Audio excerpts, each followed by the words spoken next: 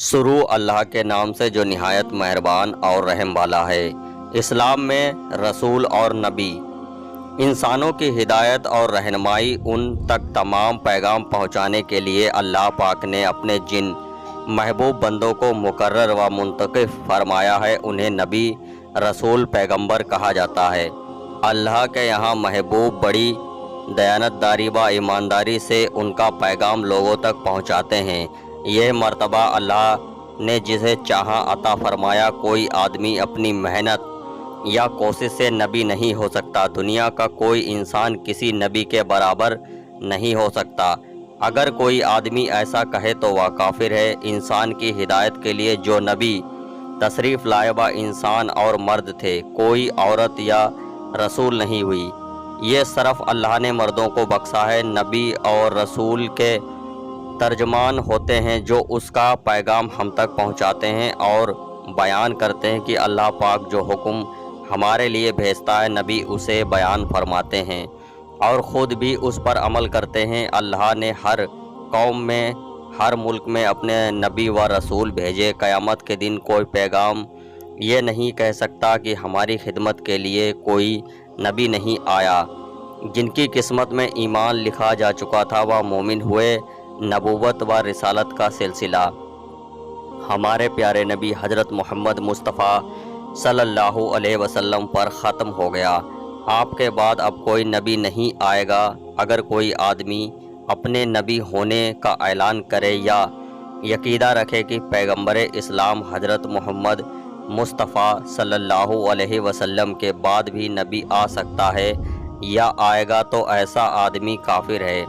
क्योंकि कुरान मजीद में अल्लाह पाक ने हमारे प्यारे रसूल को ख़ातमुन नबीयीन फरमाया। हमारे नबी हज़रत मोहम्मद मुस्तफ़ा सल्लल्लाहु अलैहि वसल्लम पर ख़त्म हो गया।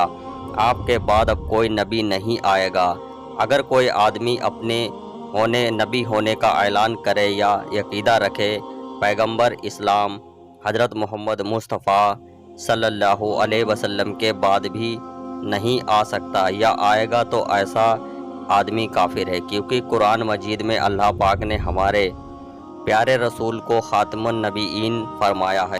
माना कि हम हज़रत मोहम्मद मुस्तफ़ा सल्लल्लाहु अलैहि वसल्लम की उम्मत में हैं, उनका कलमा पढ़ते हैं, उनकी शरीयत पर अमल करते हैं, फिर भी हम उन सारे नबियों और रसूलों पर ईमान लाना ज़रूरी है जो आपसे पहले तशरीफ़ ला चुके।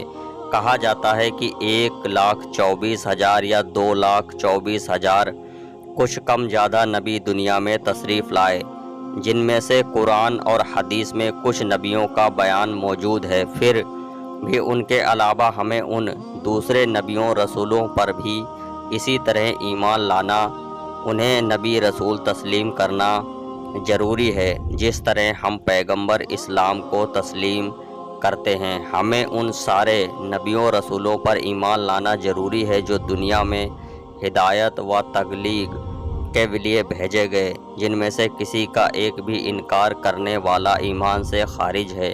हम ईसाई नहीं हैं। हम हज़रत ईसा अलैहिस्सलाम को अपना रसूल मानना ज़रूरी है। यह अलग बात है कि उनके मानने का दावा करने वाले लोग अपने नबी की तालीम व तबलीग से दूर होने की वजह से गुमराह हो गए। लेकिन हज़रत ईसा अलैहिस्सलाम की नबूवत व रिसालत में से तो कोई फ़र्क नहीं आया।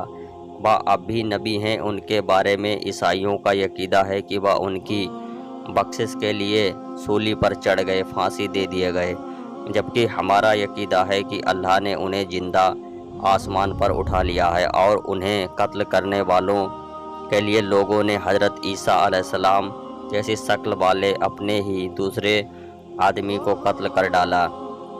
हज़रत ईसा अलैहिस्सलाम क़यामत के दिन करीब वापस दुनिया में तशरीफ़ लाएंगे। इसी तरह हम यहूदी नहीं हैं, फिर भी हज़रत मूसा अलैहिस्सलाम को अल्लाह का नबी व रसूल मानते हैं, भले ही आज उनकी कौम गुमराह हो चुकी है। बहरहाल हमें अल्लाह के हर नबी रसूल पर ईमान लाना ज़रूरी है। सारे नबियों रसूलों ने लोगों को इस्लाम की दावत दी, एक अल्लाह की इबादत का पैगाम दिया। इसीलिए उसमें से किसी वजह से किसी एक का भी انکار گویا سب کا انکار ہے، کسی کی توہین سب کی توہین ہے۔ ہم رحمت عالم صلی اللہ علیہ وسلم کے امتی ہیں، ہمیں اپنے رسول پر کی عزت کرنا ضروری ہے۔ ایسا نہیں ہونا چاہیے کہ ہم اپنے نبی کے علاوہ دوسرے نبیوں کو کم سمجھیں۔